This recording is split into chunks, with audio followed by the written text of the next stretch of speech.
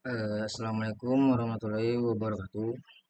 Nama Ardana Zaki Aksan, NPM 23520002. Jadi saya di sini akan mereview atau mengulang materi lagi, yaitu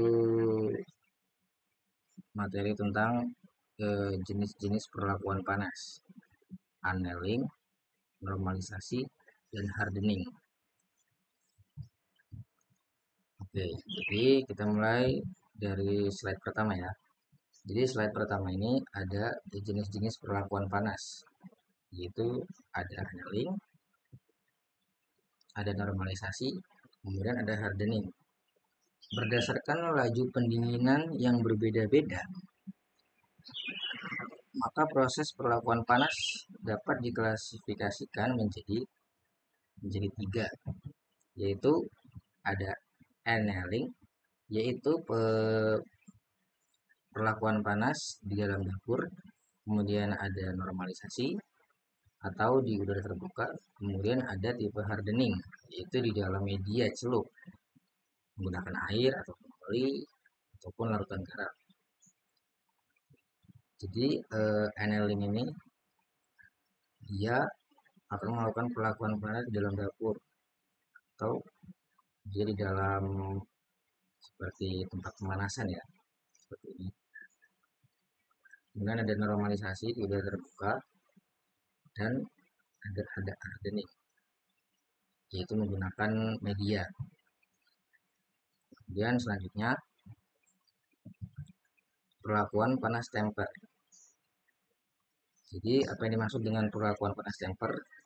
Perlakuan panas temper hardening menghasilkan fasa yang keras, yang umumnya menghasilkan fasa bainit, atau jika laju pendinginan lebih cepat lagi akan dihasilkan martensit. Lalu jika yang terbentuk martensit maka sifatnya sangat keras dan rapuh. Untuk mengurangi kegetasannya maka dilakukan proses temper. Jadi seperti ini. Jadi proses awal dia ada autentisiasi, kemudian lalu kita melakukan proses perlakuan panas yaitu dengan metode celup untuk mengurangi kegetasannya.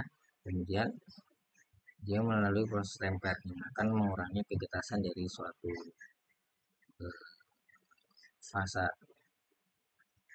Dan selanjutnya ada perlakuan panas stress relieving atau pembebasan tegangan. Ini maksudnya dengan ini adalah perlakuan panas ini bertujuan untuk menghilangkan tegangan sisa di dalam logam, yaitu dengan memanaskan baja sampai suhu 600 derajat Celcius di bawah temperatur austenisasi.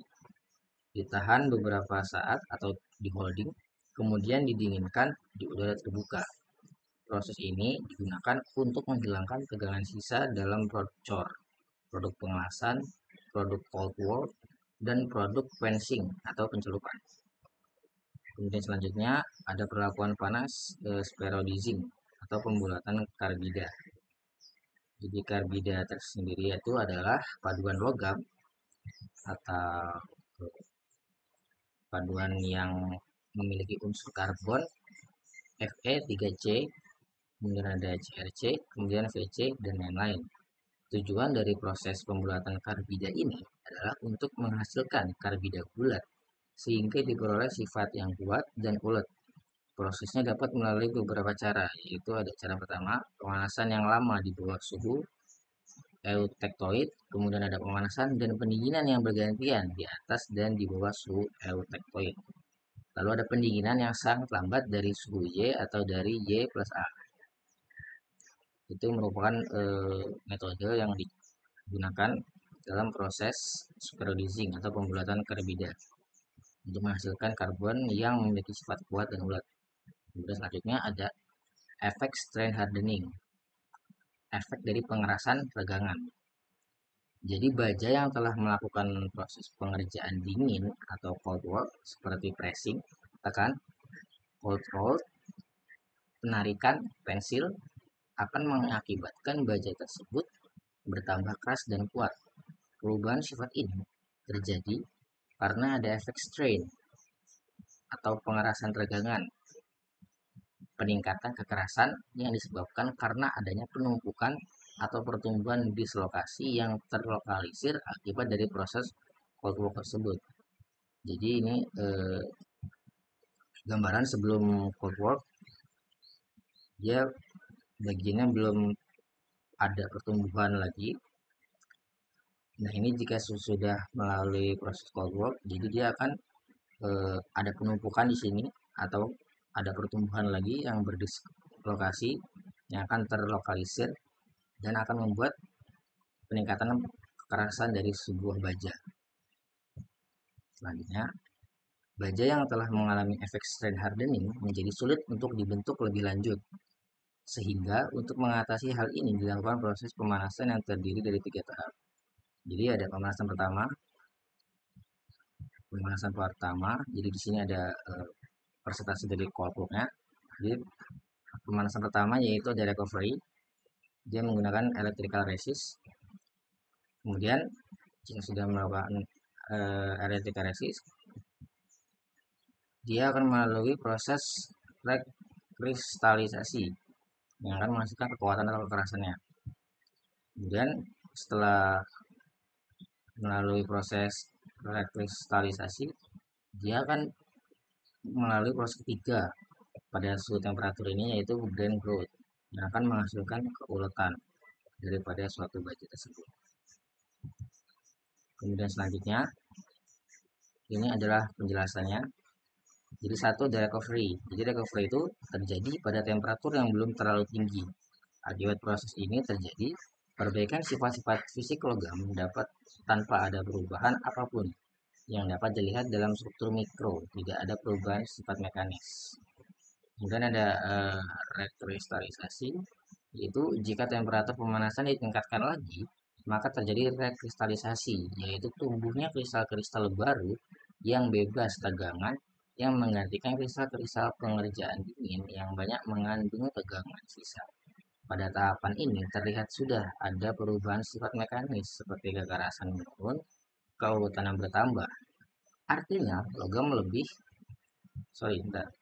Jadi artinya logam lebih mudah dibentuk lebih lanjut. Kemudian ada selanjutnya kelanjutannya. Jadi untuk mengetahui temperatur rekristalisasinya untuk setiap logam itu menggunakan rumus TR sama dengan 0,4 sampai 0,5 TM. Lalu ada TR, temperatur rekristalisasinya. Lalu ada temperatur cair logam K.